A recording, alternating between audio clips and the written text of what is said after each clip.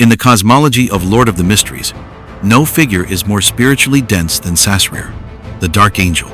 He is the first angel, the deputy of heaven, the Lord's left hand, and yet also the architect of a divine assassination.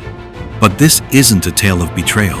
It's a tale of divine self-redemption, of a God choosing death to escape corruption, and of Sasrir's role as both executioner and redeemer.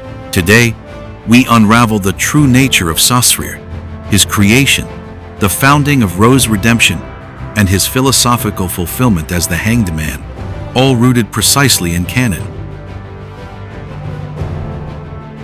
Sasrir was born when the ancient sun god separated the darkness within himself. Using one of his ribs as material, he crafted the first angel, Dark Angel Sasrir. He wasn't merely created, he was extracted. Sasrir represents the divine shadow, the portion of God necessary to govern, suppress, and maintain cosmic equilibrium. Sasrir was the Lord's deputy, the one closest to divinity, God's proxy in heaven. But this creation wasn't without cost. By externalizing his own darkness, the ancient sun god retained only the light, making him vulnerable to internal destabilization. The primordial one, the source of chaos and madness, would eventually awaken within his divine body. This brings us to the defining act of Sasrir's existence, Ro's redemption. Contrary to surface appearances, Sasrir did not betray the ancient sun god out of rebellion. Instead, this was part of a calculated plan, a divine strategy to purge the ancient sun god of corruption.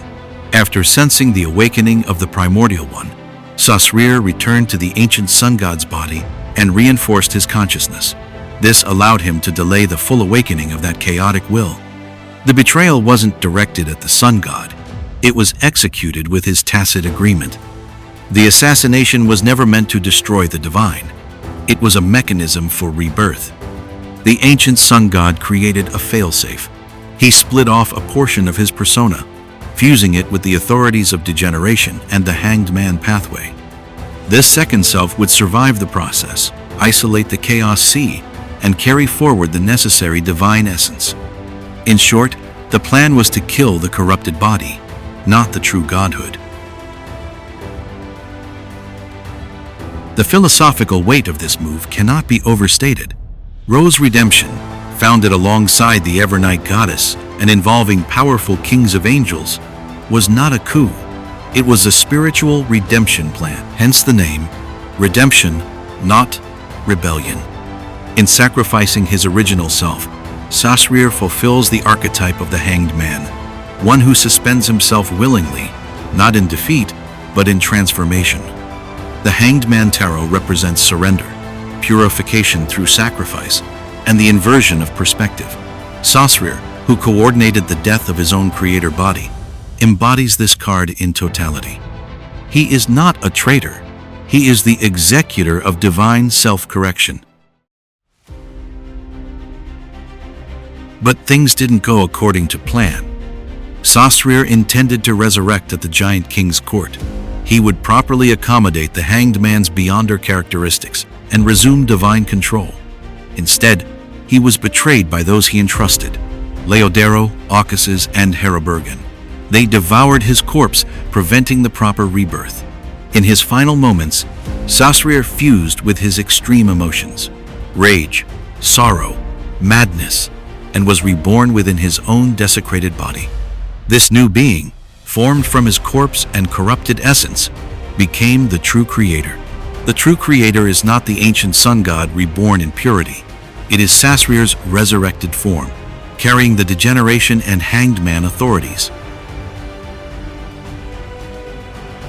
The being that sleeps on the black throne is no longer Sasrir in the divine sense. What remains is a psychic echo, a product of Chaos Sea's power, the Hanged Man's residue, and perhaps a fraction of the primordial one. The real Sasrir has evolved into something else, a synthesis of divine authority and negative emotions. Through this lens, the tarot pathway isn't symbolic. It's literal. Sasrir embodies the Hanged Man's meaning, voluntary death for spiritual clarity, inversion for restoration. And through the journey of fragmentation, betrayal, and resurrection, he fulfills the cycle of death and rebirth, not to overthrow God, but to preserve him through self-annihilation. Sasrir is not a villain. He is not a traitor. He is the left hand of God, who chose to cut off the divine arm infected by madness so that something purer could rise again. The philosophy is stark. Sometimes, salvation requires dismemberment. Sometimes, a God must die by his own will to live again. In that death, in that sacrifice, Sasrir becomes not just an angel, but the truest reflection of the divine. Thank you for watching. If you found this analysis enjoyable, consider subscribing and sharing. Who should we dissect next in the mystic layers of Lord of the Mysteries?